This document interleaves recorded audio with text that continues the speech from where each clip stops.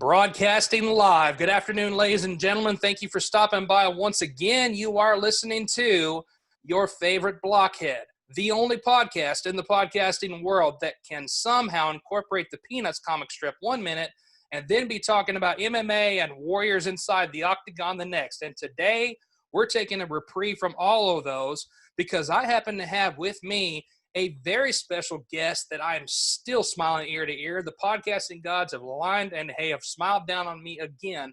Because those of you in the past that have followed my show, the Grindhouse Radio has made an appearance before. We talked to Brimstone a while back, maybe episode 107 or 8 or something like that. We had Brimstone on. He was definitely a lightning bolt when he came in. He was a hard personality to keep up with. But guys, another quarter of the pie is showing up today. Not only the charismatic one, but also the one who's the ringleader that pulls everything back together and gives you guys in Long Island a fantastic show. Without any further ado, let's get to know her. I give you the one and only, the lovely, the charismatic Miss Kim Adragna from the Grindhouse Radio. Kim, welcome to the Blockhead Hour. Oh, what's up, Ryan? How's it going? I cannot complain. Yeah, I'm pumped to be here. I'm really pumped to be here.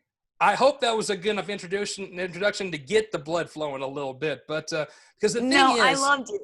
I loved it.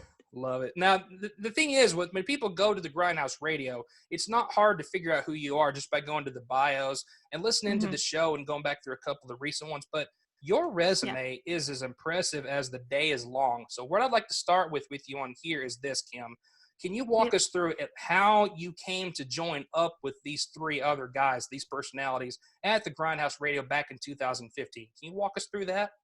Absolutely. So it's a funny story, actually. So you said Brim was on. So years ago, Steve and I, Steve is also on the show, he and I interned for Brim when he had Hound Comics. And I did his PR, and Steve did some sales and everything. So he knew that I had a radio background, and Steve had a audio background as well. So a local college here, I started up the radio station here from the ground, had no idea what to do with the radio station. Glad and happy to know that the college here where I went to is still up and running, so I'm proud of that. But that's initially how I started and how Brim found out that, I was in broadcasting and Steve was.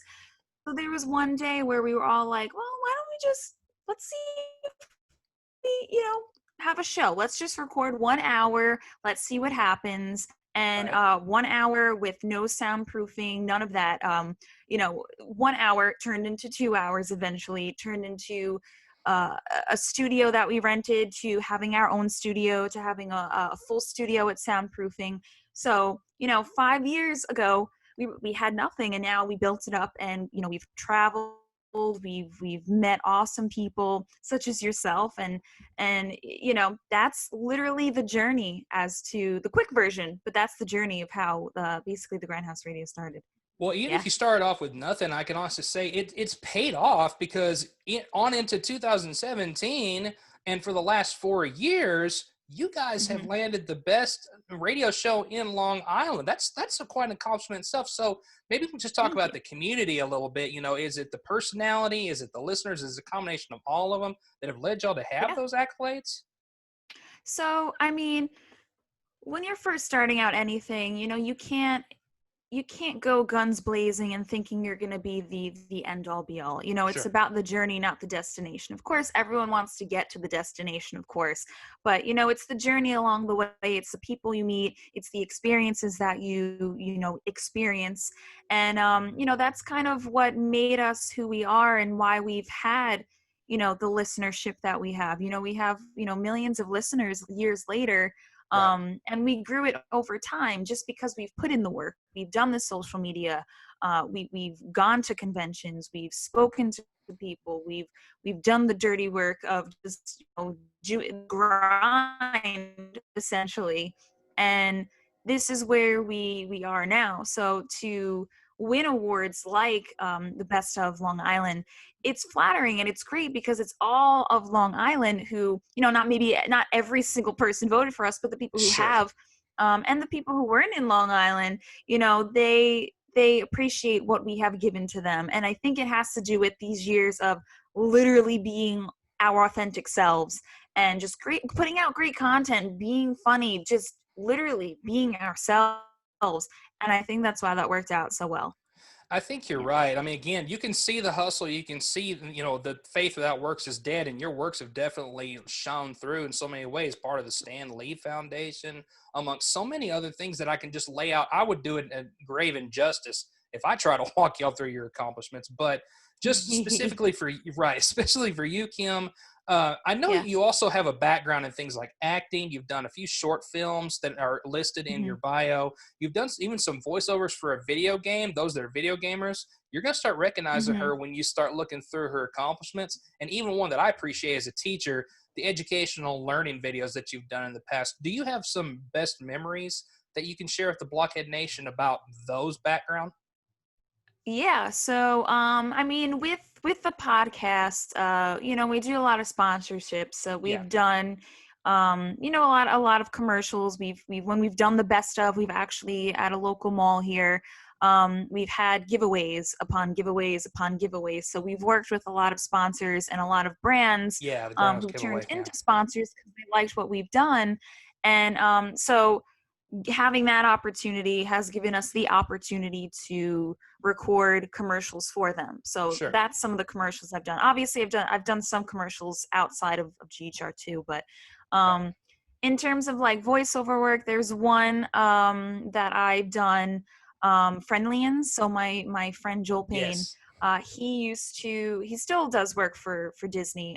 He does a lot of paintings and whatnot, but he would do some Imagineer work for Disney and thought of a lot of concepts, and he actually did some voiceover work himself.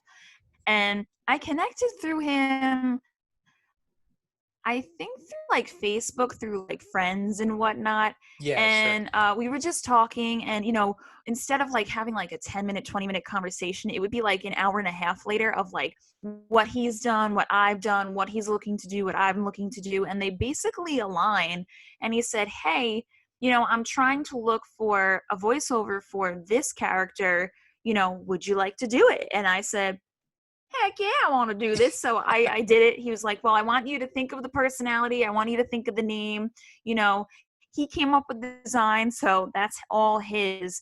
But I mean, then Harmony from Friendlians came alive, and then I was doing some early learning for kids and also parents. So I loved it. It's great. Absolutely. Anything I do in terms of voiceover, it's fun. I mean, the goal of all goals is to really be a Disney character or a DreamWorks or Blue Skies. Any of those I would love to work with.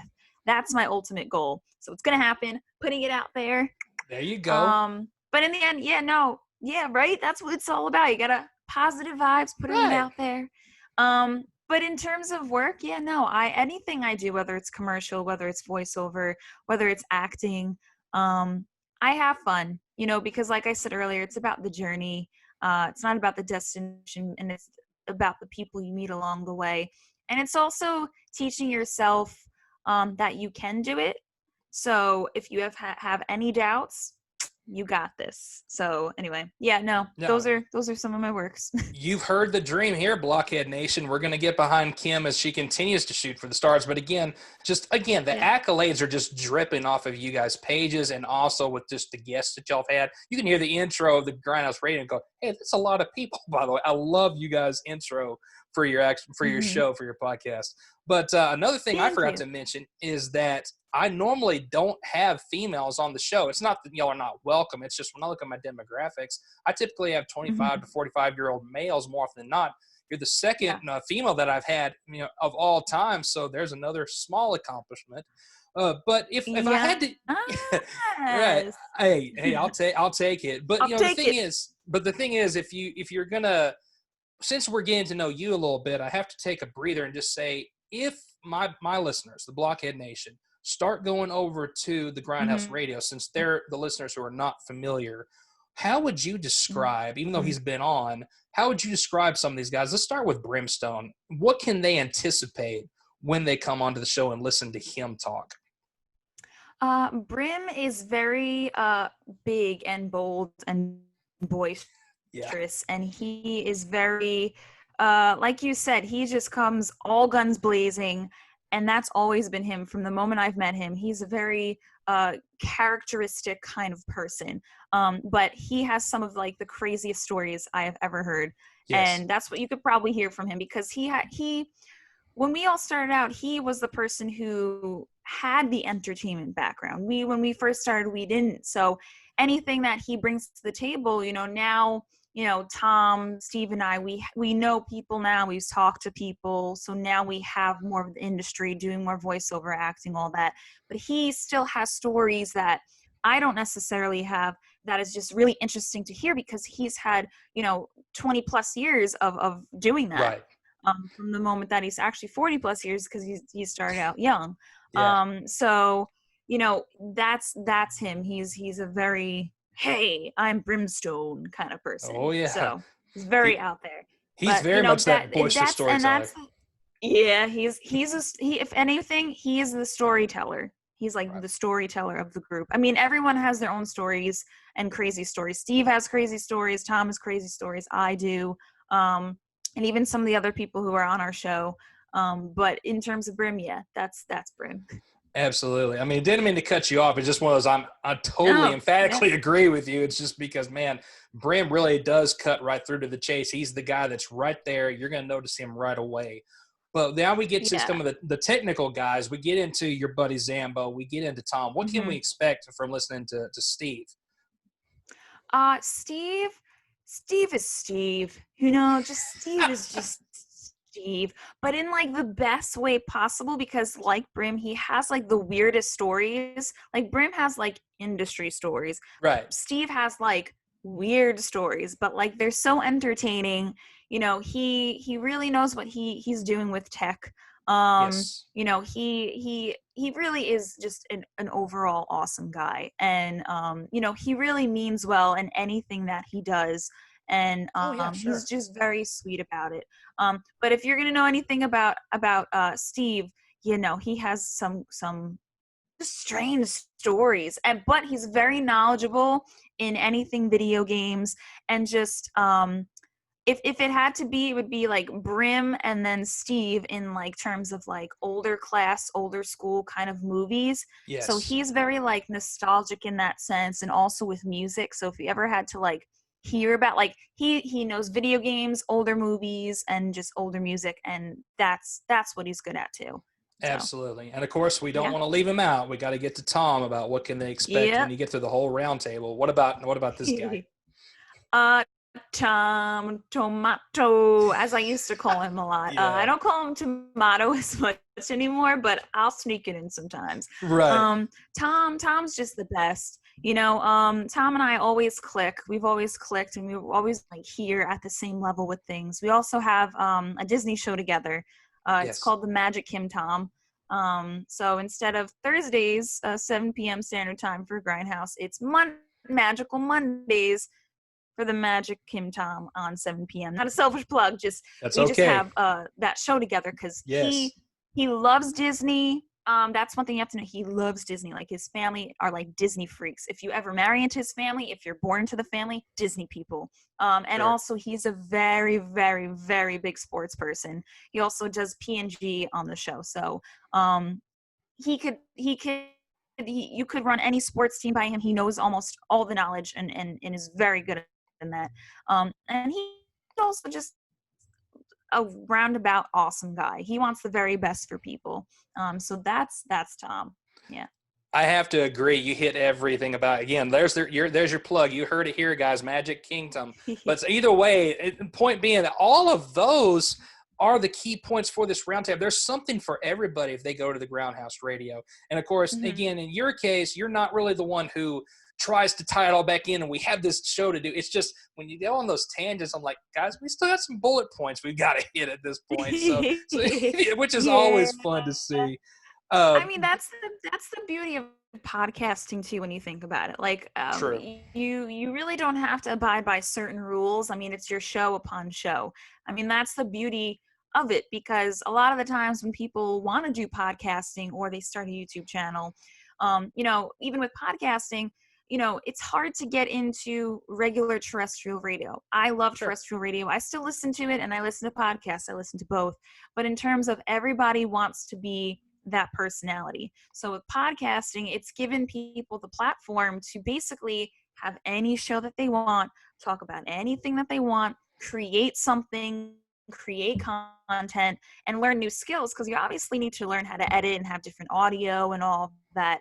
So that's the beauty of that. But for our show, or anyone who listens, it's worked so well for us, because like we said earlier, it's been so authentic. And I know if I'm doing interviews, or if I'm, even just on the show, yeah, we may be slightly heightened just for the entertainment factor, but in the end, it's still us. And when people listen to us, they always love, they're like, I feel like I'm sitting in this room with you guys. And that's all we wanted for people to listen to us with. That's what we wanted the takeaway to be. And it just works so well. When I talk to Tom, Tom talks to Steve, Steve talks to me, Steve talks to Brim, I talk to Brim. Whoever it is always has something to bring to the table. And I think that's why it works out so well. So if you ever have, if you're working with podcasting and you're looking for co-hosts, try to get people who, you just mesh with. That's the beauty of it, so. Truer words were never spoken. I hope everybody is listening to these gems that were just dropped here. And of course, you're absolutely right, because once again, how else can a guy that talks about peanuts and MMA somehow make a podcast out there in the podcasting world? It's because we have this platform. It's true. You have now. Yeah. Look at you, and it's there a great show. And you can't time things better, because once again, we have a sales call coming through on the landline. So things you can't prepare for. One of them, you can't prepare for the train whistle in the background. You can't prepare for these that come no matter what. You think of everything. Oh, can't forget about those. It's people that are trying to get me as a prospect, but it just never fails. Now, on that note, just to have a little bit of fun, there are so many things that I could really build you up on, Kim, but I have to say, I don't know where this was. This was just like a day. I think I was just down in the dumps, and all of a sudden I found this video you put up of you pretty much being a, quote, Lysol warrior. COVID-19 comes out. They don't know. They haven't met their match when it comes to Kim. So maybe, was that just like a spur of the moment thing you did at the office one day, or did y'all plan that out and go, we've got to make this fun? How did that video come to be?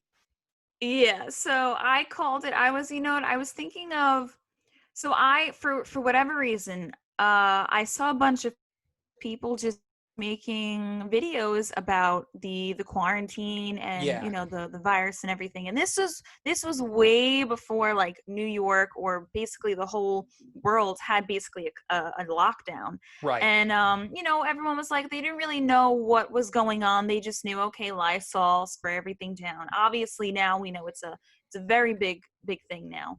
And so then I was like, I just want to make something really funny. I wanted to just make a really weird video of me spraying around the office, in the studio, around the building, going outside the building. And I was like, well, if I'm gonna do that, I have to have an interesting name. So I was like, Kim Quarantini.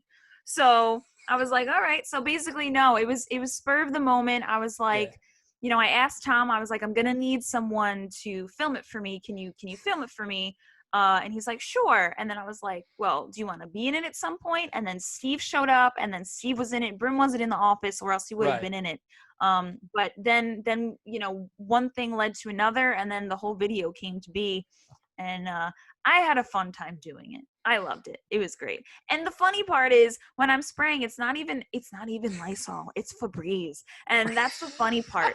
And someone told me the next day, I was talking to them in the studio, and who didn't even know that I'd made this video yet. And they were like, why does the whole building and hallway smell like Febreze? I'm like, that was me. There it is. Like, that was me. I'm sorry.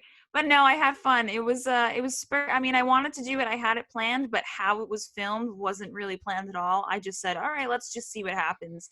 And that's what happened. Beautiful. So, those of you that have not gone to her Instagram page, guys, go to Kim Adragna's page, and you've got to see this video. Just go back through it. It's there, and I can always, maybe I might even put it in the blog for all I know. I don't know. Either way, when I start plugging you, but we'll definitely have to get you on that one. Now, again, poor people's eyes. Not true. That's true. I didn't think about how you're going to have to own up to it the very next day. Love You it. know what? It's out there in the ethers. People saw it. I can't, hey, Yeah. that's it. There you go. So kind of back to the work perspective behind it. Now, to keep the show going, you guys have done obviously not just commercials, but you've done sponsorships. You've even done a lot of charity work where you've given back to them. I know that is a long discussion that we could have, but do you have a few of them that might be either sponsors or just charities that you have done with GHR that really just hold a very special place in your heart you want to talk about on this show? I don't know if I could pick one. I mean, Oh, yeah. honestly, my family has always grown up doing that too, and also it's just the best thing to do. It's for your Yeah, community and the sure. people around you. I mean, one that I want to get more involved with is St. Jude. Mm-hmm. I think that's I mean, I always want to get involved with anyone that I can, but I think the next one for me would be St. Jude. But any charity that we could get involved in is special, because the whole point of us starting the podcast was, yes, to obviously get people like to know us and to get out there and to have these awesome opportunities. But because we have this platform and because we've built it up so much, and we have the listener base that we have, it's easier to get any message across in terms of charity work, and anything that we could get involved with is something that we want to get involved with because we're helping out. And Sure. that's what it's all about, helping out the community. We did one recently where it was for the virus, where locally in the community, for families who may have relied, or specifically kids too, who may have relied on school lunches. Oh, yes. Sometimes that's the case where they rely on school lunches and that's their Mm-hmm. only form of lunches. We've gone to Walmart, bought up so much food, like carts and carts and carts of food, and we brought it to one of the local banks over there, and had families go out and pick what they needed and wanted. And that was fulfilling for us, because it's crazy to think in your own community. Like, we're on Long Island, of course different towns are more prosperous as other towns, but it's the moments like this where no one thought about having a virus, and in this case, but it shouldn't True. be that a virus makes us think of these times to actually go and help people. So Yeah, that was that, you know what I mean? So that was the most recent one that we did, and I'm glad we did it, because a lot of people were happy that day. So. absolutely. And as a teacher, that's something that's kept me up at nights, thinking about some of these kids where their one meals that they can expect are coming from school, and a lot of us, we just rolled up our sleeves and got them out there. So here in the DFW area, in Dallas Fort Worth, it's very much like you guys on Long Island, where our hearts were all in the right place for that. As far as also something that is a tearjerker in a heart, I don't mean to take you down this route, but I know that anytime that we can pay respects and give honor to somebody, I got some friends that listen to my show that are WWE fans, and they'll know exactly what's going on. But we really want to, give that due diligence to his memory and just care for him. And this time, we had a tragedy recently with WWE with Shad Gaspard. But you had him on your show and got to know him for a short period of time. Mm-hmm. Would you be willing to walk us through your experiences with Shad? Yeah, of course. Now I know Brim has been good friends with him longer than I have. True. I only spoke to Shad a couple times. I actually met Shad for the first time in San Diego last year when they had it. And he, on the show, in person, no matter what it was, on social media, he was just an awesome guy. And there's Yeah. not much I could say to that, because he was just really such a sweet guy, and he wanted the best for people. And his presence when he would walk in the room, it was, and the first time I met him was last year at San Diego Comic-Con. He was just so welcoming. I was welcoming towards him. It wasn't like there was weird conversation. It was like we've been speaking for years and years. Sure. But no, our respects always goes out to Shad and the family, and just weird, it was a very, very weird um story to hear. And you wouldn't think a WWE guy who is built and who is strong would go through something like that. You would think that he would be able to with the waves, and unfortunately It didn't work out that way, and we lost him. But at least his son is Yes. okay and everything. But my heart still goes out to the family. And Yes. it's just weird because as time goes on, and you get to speak to more people and have the fortunate time to call these people or meet them in person or get to work with some people. You may not always get to see them always all the time because it's the industry, but when you do, Yeah. it's those memories that maybe if I didn't speak to someone in a year from now, and I say, I'm like, hey, how are you doing? And they're like, hey, how are you? And it leaves off of how we left. It's still upsetting to people to hear anyone pass away, and someone who is Right. getting to learn the industry more and speak to more people. It's gonna be weird to have to know some people who will unfortunately pass away. But Right. I mean, that's life, and of course no one wishes that upon anyone. But my heart does go out to the Gaspard family. Exactly. So respects to Shad for your memory, but also to the family, and also thankful for your son to be able to carry on the legacy. So we're giving our respects here on your favorite Yes. blockhead here with me and Kim.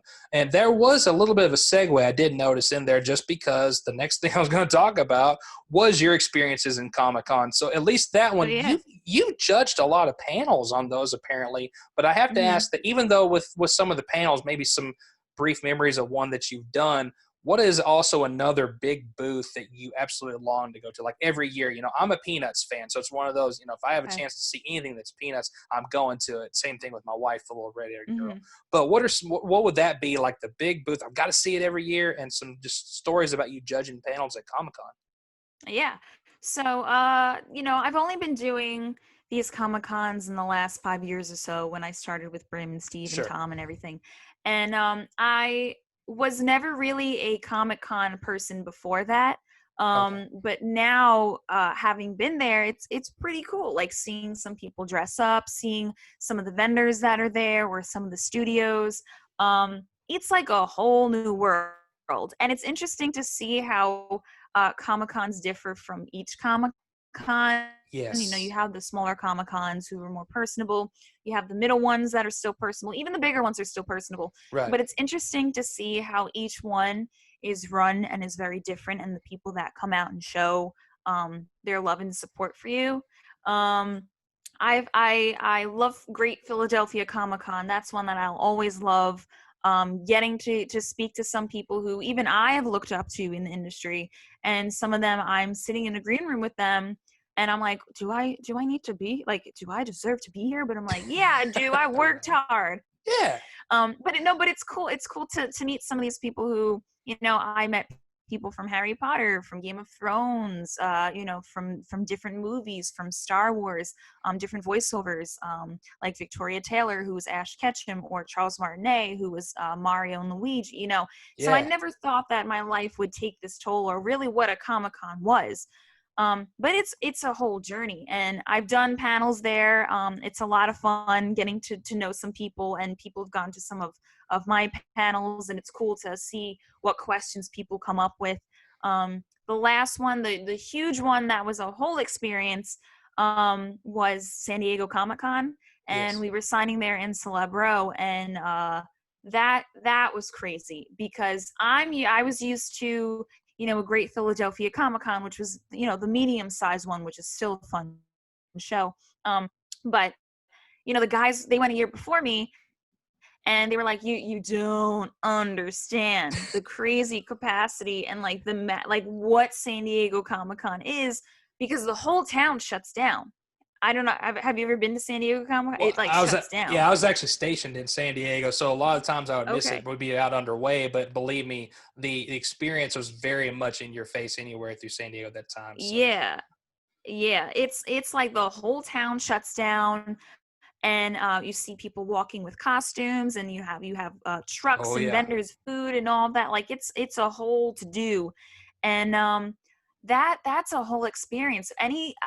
I don't know what specific panel I was looking forward to going to. One, because I really actually didn't know a lot of the panels that were going on because Oh, I okay. was signing and then I was busy. But when I walked around, I went to the stars. I went to Nickelodeon. I went to they had a SpongeBob one this year. They literally had a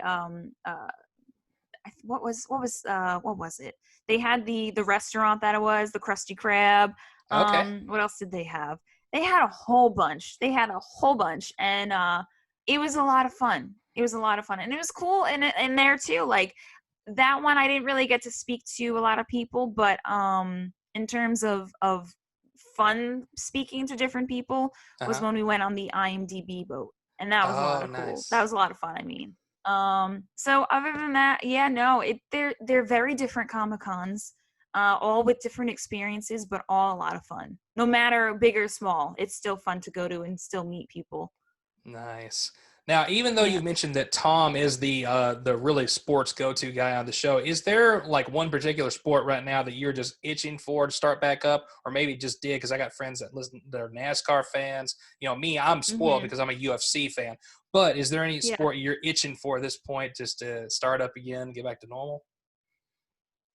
Honestly, I'm looking forward to baseball, to be honest. I know that's coming up pretty soon. Yeah, it's around the corner. Literally any sport that I go to, it doesn't matter if I'm a fan of them or not, like I get into it. Like I got into medieval times. If you've never been to medieval times, like I went crazy at medieval times. So whether it's medieval times or like a stadium, I go crazy and I have fun. But if I had to pick a sport, it would have to be baseball. There's just something about going to a game, putting on a jersey, you know, wearing a hat, having ice cream, having a hot dog or a hamburger and fries. It's like there's just something there that's just so much fun going to one. Oh, so yeah, you definitely fit in fine with a lot of my listeners there because they're itching for baseball. It's like you can't get here any sooner. Yeah, and it was weird because like I remember I heard like a month or two ago they were like, oh, maybe we're gonna have like robotic umps, and I was like, though that's cool and that's very Disney-esque, and I think that's awesome. No, that's not the same. You can't have that. Though I understand because of like you need to be 6 feet apart and that whole situation. No, you need like the authentic, you know, you need it. Agreed. I had a friend of mine recently that did an episode on one of his shows that was talking about South Korea trying to start up again, but they were putting like stuffed animals, literal stuffed animals in the stands just to have some sort of presence. Yeah. Tom was like, I've been watching Korean baseball. He's like, they're great. I wouldn't care what team it was. He's like, I may not know what they're saying, but he's like, at least I'm watching baseball just because you want to watch the sport. And I was like, hey, you know what? Support. Why not? But you know, a lot of people are itching back for sports, and it's going to be interesting to see for concert venues, for you know, live shows that go on, like Sesame Street or like whatever they have, or concerts in general. It's going to be interesting to see what happens here on out. Like I know here in New York, they're not starting up Broadway until January. Yeah, I was just thinking about that, about how Broadway's affected. Man. Yeah. Have you ever been to Broadway? I think, I actually got to go once. I got to see, I keep wanting to call it The Wizard of Oz, and that said Wicked. Now, the one I got to see was that one for sure. Just kind of walked through it. I think I just saw some of the venues from the outside, but that's the only one I've been on the inside out of. So I guess down the road with the little redhead girl, we'll make that one of our wish lists that we'll hit down the road when we figure out what this new, quote, new normal ends up being when that time comes. But we've actually planned on going back out to San Diego at some point because our checklist is to get to Santa Rosa and go to the Charles Schultz Museum. So that's okay. Yeah, that's interesting. Little traveling. I like it. Yeah, and that we'll keep you up to date on that with everything that's your favorite blockhead. But keeping up with updates go ahead. I was gonna say I wonder too with like, you know, Comic-Cons, you know, there were a lot of people. True. I'm going to say about a month ago, Brim and I were talking to Veronica Taylor, and she was like, I don't know what's going to happen with Comic-Cons. I mean, they're doing a lot of virtual Comic-Cons now. Right.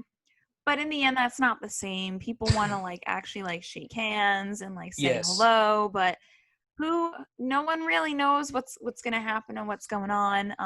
But I'm going to say in the next year or two, the new normal will be the new normal, whatever that is. Yeah, whatever that is. That's why I keep putting in Whatever that asterisks up here. is. It's like when we Yeah. figure this out, when we can finally go to these places. Yeah, so definitely other times I'm going to want to hit Broadway and see other Comic-Cons down the road. But the big one is, all the worry for me for the Charles Schultz Museum was really the wildfires out in Santa Rosa. And now we got a Yeah. wholly different, worry on our hands before reaching out there. But, Yeah, Kim, every month it's something different. yeah, exactly. It's just as fickle as the wind, literally. But Kim, thank you again so much for coming on, taking the time with me. I hope I've been a gracious host to you, rolling out the red carpet. But I will say this. I always do a takeaway at the end of my shows when I start wrapping things up and get some closure.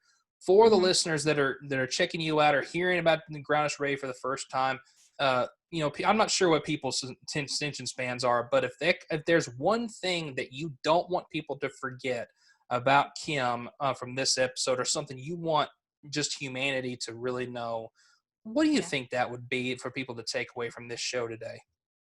Well, first, thank you, Brian. I appreciate you having me on. I mean, we see you in the live feeds, always supporting us, or always Right. always writing something on our walls, and we really do appreciate it. So you're literally like number one fan, and you're just like number one awesome guy, and we Aw. really do appreciate it. So you guys Sure. need to tune in more to Brian. Come on now, support him, like him, subscribe, share if you aren't. But thank you. We appreciate, all the love that you basically give us. And we want to obviously send more people your way, because this is the beauty of podcasting. Yes. But if I have to give one advice to people is, it's cliche, but it's go after what you want. I mean, it's the most simplest of words, and sometimes people don't want to put in the work. That's the difference between something taking flight and not taking flight. And if you want to do something, you have to realize, like we said earlier, it's about the journey and it's not about the destination. Sure. And you're not going to know in life how long you will get to that journey and that destination. It could be 1 year, it could be 5 years, it could be 10 years. But in the end, if you love it that much and you have something that you wanted to do, whether it's learn a new instrument, acting, voiceover work, a sport, writing, whatever it is, just go after and do it. Like, make it happen, put in the work. And because you only have one life, and you know what? Enjoy your life and do it enjoying something you want to do. So do that, guys. I think that's our mic drop, Blockhead Nation, and what more can be said at this point.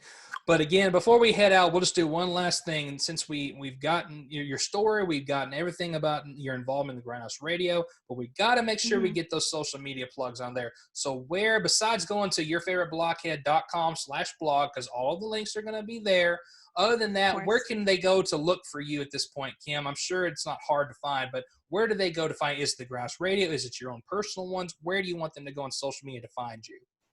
Yeah, I mean, hey, I'm everywhere. You could find us at the Grindhouse Radio, basically on all social media. If you're into, if you're into pop culture show, that's that kind of show for you. If you're into Disney or theme parks, at the Magic Kim Tom on all social media, and also my personal, where you can literally find all of those. So if you just want to go to me, I'm at Kim Adragna. That's Adragna. And you could find everything there, from the Grindhouse, my own show, MKT. Everything, or crazy tweets or Instagram posts. So I warn you, it's going to be a time. There you go. Exactly. So Kim, once again, we're going to make sure that's all available too. And I'm going to keep on sending your way. We're definitely going to keep doing that internet handshake between both of us. But ladies and gentlemen, Kim Adragna of the Grindhouse Radio, thank you so much for coming on. And I bid you adieu, my friend. Thanks, guys. Bye, Brian. Yeah, and next time we'll make sure and check in next Saturday, guys, because we might have another particular guest coming on the show, maybe a couple of them. Just stay tuned. You know how this works. Every week you'll see me next Saturday, same Blockhead time, same Blockhead channel.